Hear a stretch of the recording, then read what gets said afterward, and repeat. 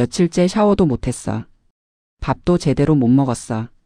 그런데 현지야, 애기 운다. 분유 좀 타줘. 어머님이 오시고 나서 더 힘들어졌어요. 도움을 주러 온 시어머니, 그런데 왜 더 힘들어졌을까? 67번. 하루에 67번을 불렀습니다. 캐나다에서 쌍둥이를 키우는 한 부부. 그들이 선택해야 했던 것은 당분간 부모님과 거리를 두겠습니다. 프롤로그. 토론토의 2월은 여전히 춥고 눈이 내렸다. 나는 출근길 차 안에서 백미러로 비친 내 얼굴을 봤다. 다크서클이 눈 밑까지 내려와 있었다. 하지만 집에 있을 아내 현지 생각을 하면 내 피곤함은 아무것도 아니었다. 2달 전 우리 부부에게 쌍둥이 딸들이 태어났다. 서연이와 서윤이. 세상에서 가장 예쁜 우리 딸들. 하지만 쌍둥이 육아는 상상 그 이상이었다. 챕터 1 한계에 다다른 아내. 그날도 퇴근 후 집에 들어서자마자 울음소리가 들렸다. 거실에서는 서연이가, 안방에서는 서윤이가 동시에 울고 있었다. 현지야, 내가 왔어. 부엌에서 아내가 비틀거리며 나왔다. 순간 나는 충격을 받았다. 결혼식 때 그렇게 빛나던 아내의 얼굴이 완전히 달라져 있었다. 머리는 며칠째 감지 못한 듯 기름지게 엉켜 있었고 눈은 충혈되어 있었다. 뺨은 푹 꺼져 광대뼈가 튀어나와 보였고 입술은 바짝 말라 갈라져 있었다. 옷은 아기 토한 자국과 분유 얼룩으로 얼룩덜룩했다. 미안해. 오늘 점심도 못 먹었어. 애들이 번갈아 가면서 울어서. 아내의 목소리는 떨렸다. 손은 미세하게 떨리고 있었다. 앉아 있어. 내가 할게. 나는 서둘러 서연이를 안아 분유를 먹이기 시작했다. 현지는 서윤이 기저귀를 갈았다. 하지만 서윤이 기저귀를 다 갈기도 전에 서연이가 다시 울기 시작했다. 트림을 시켜야 했다. 그날 밤 9시 겨우 아이들이 잠들었다. 현지는 소파에 쓰러지듯 앉았다. 여보, 나 진짜 힘들어. 2시간마다 분유 먹이고 기저귀 갈고. 밤에도 한 명 재우면 다른 애가 깨고. 오늘 화장실도 제대로 못 갔어. 샤워는 3일째 못했어. 아내의 눈에서 눈물이 주르륵 흘러내렸다. 밥도 제대로 못 먹었잖아. 라면만 며칠째야. 나도 가슴이 아팠다. 하지만 나도 회사 일 때문에 새벽 6시에 나가서 저녁 7시에 들어오는 생활이었다. 주말에는 최대한 돕지만 평일에는 한계가 있었다. 엄마한테 부탁해볼까? 한 달만이라도 와서 도와달라고. 현지는 잠시 망설이다가 고개를 끄덕였다. 그래. 어머님이 오시면 조금은 나아지겠지. 챕터 2 어머니의 등장. 며칠 후 나는 서울에 계신 어머니께 전화를 드렸다. 어머니, 저 준호예요. 아이고 우리 아들. 쌍둥이들 잘 있어? 네, 잘 있는데요. 어머니, 부탁이 하나 있어요. 나는 현지의 상황을 자세히 설명했다. 얼마나 힘들어하는지, 제대로 먹지도 자지도 못하고 있다는 것을. 어머니, 한 달만이라도 와서 도와주실 수 있으세요? 현지가 너무 힘들어해서. 아이고 그럼 그렇지. 우리 며느리 혼자 쌍둥이 키우려니 얼마나 힘들겠어. 걱정 마. 내일 당장 비행기표 끊을게. 일주일 안에 갈게. 어머니는 망설임 없이 대답하셨다. 나는 정말 감사했다. 정말요? 감사합니다, 어머니. 무슨 소리야? 가족인데. 현지한테도 조금만 기다리라고 전해. 전화를 끊고 현지에게 알렸다.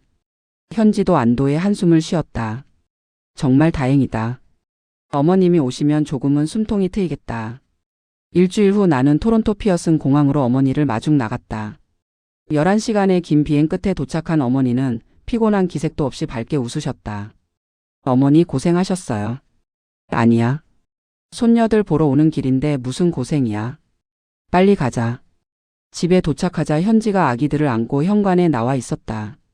한 달 만에 본 어머니 앞에서 현지는 눈물을 글썽였다. 어머님, 오셨어요. 아이고 우리 며느리. 고생 많았지? 이제 내가 왔으니까 걱정 마. 애들 좀 보자. 어머 우리 서연이 서윤이. 어머니는 쌍둥이들을 번갈아 안아보며 연신 감탄하셨다. 그날 저녁 어머니는 주방을 정리하시며 된장찌개를 끓이셨다. 한 달 만에 먹어보는 한식이었다. 현지는 감격하여 눈물을 흘리며 밥을 먹었다. 어머님, 정말 맛있어요. 한 달 동안 라면이랑 시리얼만 먹었거든요. 아이고 우리 며느리. 이제 내가 왔으니까 제대로 챙겨 먹어야지. 그날 밤 현지는 한 달 만에 처음으로 푹 잤다. 어머니가 밤중 수유를 도맡아 하셨기 때문이다. 챕터 3 균열의 시작. 문제는 사흘째부터 시작됐다. 아침 7시 출근 준비를 하는데 어머니가 부르셨다. 준호야. 내 어머니. 애 운다. 현지야. 애기 운다. 분유 좀 타줘. 나는 잠시 멈칫했다. 현지는 밤새 수유를 했는데 이제 겨우 잠든 지 1시간도 안 됐다.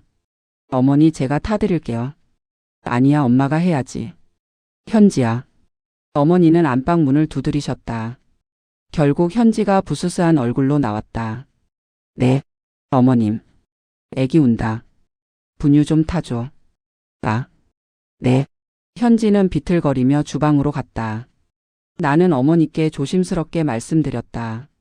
어머니 현지 밤새 수유했어요. 제가 할게요. 아니야. 엄마가 해야 애가 잘 먹어. 그리고 넌 회사 가야 하잖아. 점심시간 현지에게서 문자가 왔다. 여보. 어머님이 계속 시키셔. 나 너무 피곤해. 나는 불안해졌다. 퇴근 후 집에 들어서니 현지가 소파에 축 늘어져 있었고 어머니는 거실에서 쌍둥이들과 놀고 계셨다. 현지야 괜찮아? 응. 그냥 좀 피곤해. 저녁 식사 시간이었다. 현지가 간단히 파스타를 만들었다. 어머니 진지 드세요. 파스타? 난 빵 안 좋아해. 된장찌개 좀 해줘. 아, 네. 그럼 제가. 아니야 현지가 해야지. 며느리가 해야 정성이 들어가지. 현지는 피곤한 몸을 이끌고 다시 주방으로 갔다. 챕터 4 악화되는 상황. 일주일이 지났다. 상황은 점점 더 악화됐다. 어머니는 아침부터 저녁까지 현지를 불렀다. 현지야 기저귀 좀 바꿔줘. 현지야 애들 목욕시켜야 하는데 물 좀 받아줘. 현지야 나 한국 음식 먹고 싶다. 불고기 좀 해줘. 현지야 설거지 좀 해. 어머니는 쌍둥이를 안고 있거나 핸드폰을 보고 계셨다. 정작 육아는 현지가 전부 하고 있었다. 더 큰 문제는 외출이었다. 주말 어머니가 나이아가라 폭포에 가고 싶다고 하셨다. 우리는 쌍둥이를 데리고 3시간 거리의 나이아가라로 향했다. 도착하자마자 어머니가 말씀하셨다. 준호야 사진 찍어. 네 어머니. 찰칵. 한 장 찍었다. 아니야 다시. 내 얼굴이 잘 안 나왔어. 찰칵. 또 한 장. 이것도 아니야. 각도를 좀 더 위에서. 찰칵. 찰칵. 찰칵. 30분 동안 같은 자리에서 50장 넘게 찍었다. 현지는 쌍둥이를 안고 옆에 서 있었다. 서윤이는 울기 시작했다. 여보 서윤이 기저귀 갈아야 할 것 같아. 잠깐만. 어머니 사진 먼저. 결국 1시간 넘게 사진만 찍었다. 현지는 쌍둥이를 번갈아 안으며 힘들어했다. 돌아오는 차 안에서 어머니가 말씀하셨다. 준호야 사진 카카오톡으로 다 보내줘. SNS에 올릴 거야. 네 어머니. 근데 마음에 드는 게 없네. 다음엔 더 잘 찍어야겠어. 뒷자리에서 현지가 작은 한숨을 쉬는 소리가 들렸다. 챕터 5 폭발 직전. 3주째 현지의 상태는 처음보다 더 나빠졌다. 어머니가 오시기 전보다 체중이 더 빠졌고 눈 밑 다크서클은 더 짙어졌다. 손떨림도 심해졌다. 어느 날 저녁 현지가 주방에서 설거지를 하다가 그릇을 떨어뜨렸다. 깨지는 소리에 나는 달려갔다. 현지야, 괜찮아? 현지는 바닥에 주저앉아 깨진 그릇을 멍하니 바라보고 있었다. 손가락에서 피가 났다. 미안해. 내가. 손이 떨려서. 괜찮아. 일어나. 내가 치울게. 그때 거실에서 어머니 목소리가 들렸다. 준호야. 현지야. 애들 운다. 분유 좀 타줘. 현지는 그 자리에서 흐느끼기 시작했다. 나. 못하겠어. 정말. 못하겠어. 나는 현지를 안방으로 데려가 눕혔다. 여보 좀 쉬어. 내가 할게. 미안해. 내가 못나서. 아니야. 내 잘못이 아니야. 그날 밤 현지가 잠든 후 나는 어머니와 조용히 대화를 시도했다. 어머니 현지 상태가 안 좋아요. 너무 무리하는 것 같아요. 무슨 소리야? 애 둘 키우는데 힘든 건 당연하지. 나도 너랑 내 형 키울 때 얼마나 힘들었는데. 그래도 조금 쉬게 해주시면 안 될까요? 내가 뭘 잘못했다고? 나도 도와주려고 온 건데. 며느리가 좀 약한 거 아니야? 나는 더 이상 말하지 못했다. 챕터 6 현지의 눈물.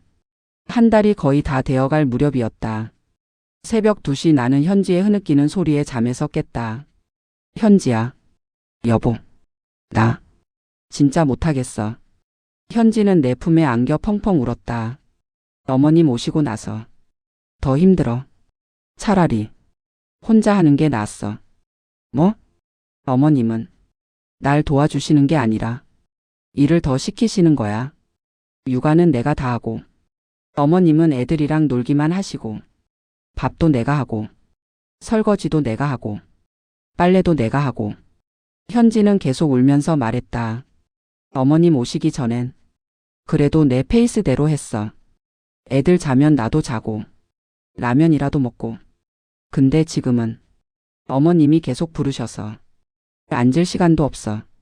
화장실도 못 가. 오늘 하루 몇 번 불렀는지 알아? 67번이야. 내가 세봤어. 나는 충격을 받았다. 그리고 사진. 나갈 때마다 사진. 1시간씩. 애들은 내가 안고. 나는 사진 한 장도 없어.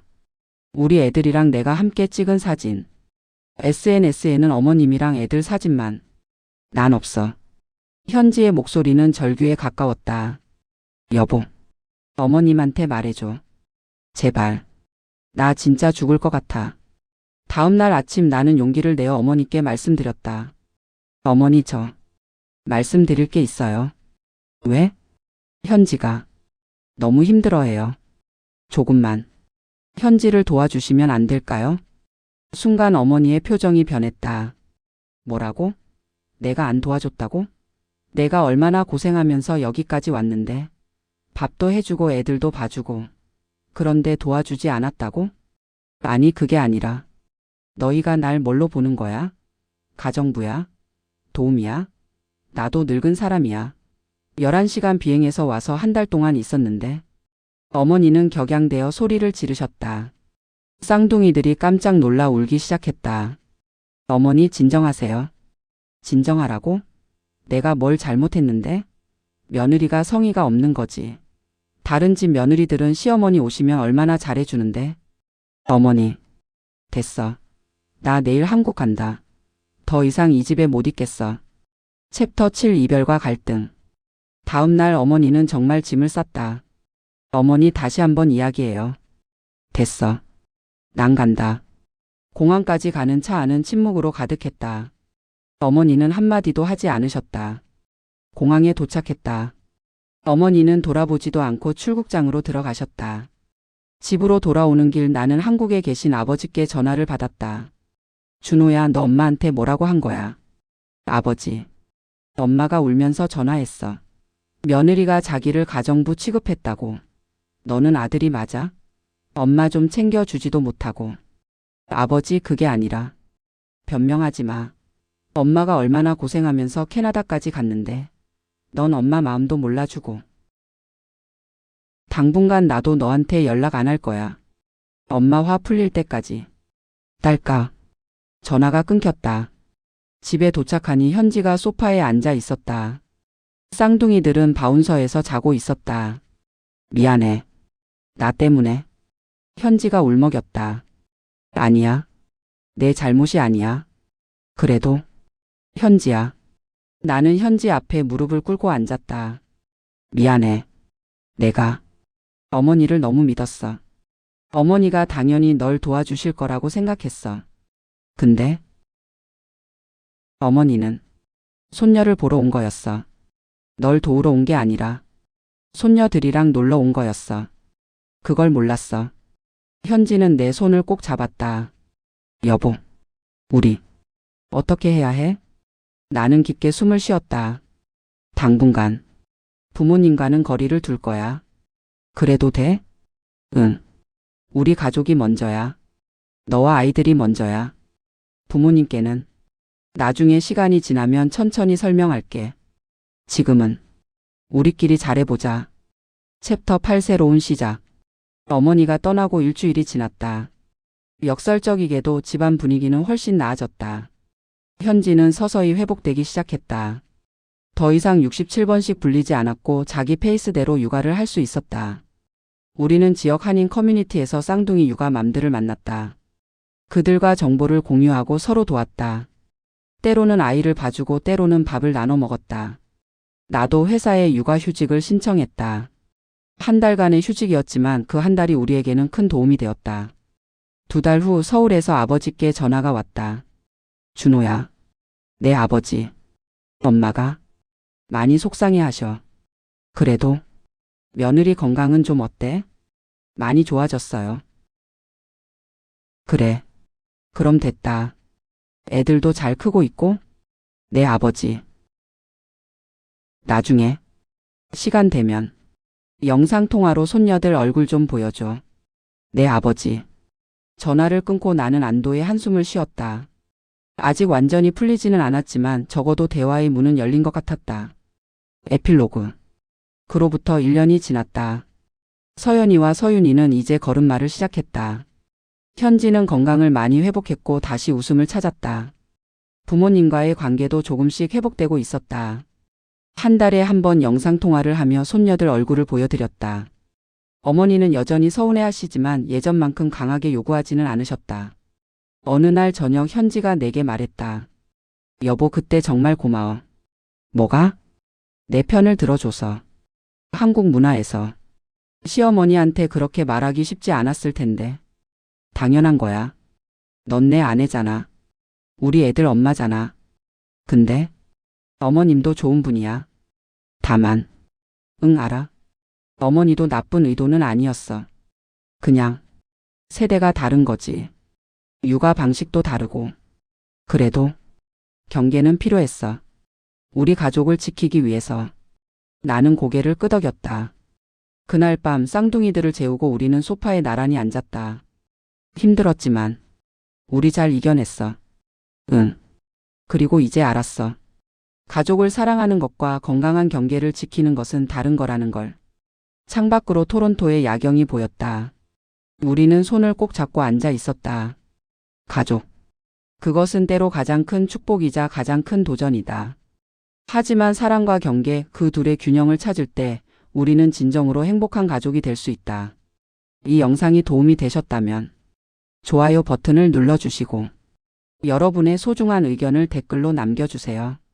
그리고 구독 버튼을 누르고 옆에 있는 알림 설정까지 해주시면 매주 새로운 감동 실화를 가장 먼저 만나보실 수 있습니다. 오늘도 영상 시청해 주셔서 감사합니다. 다음 영상에서 또 만나요.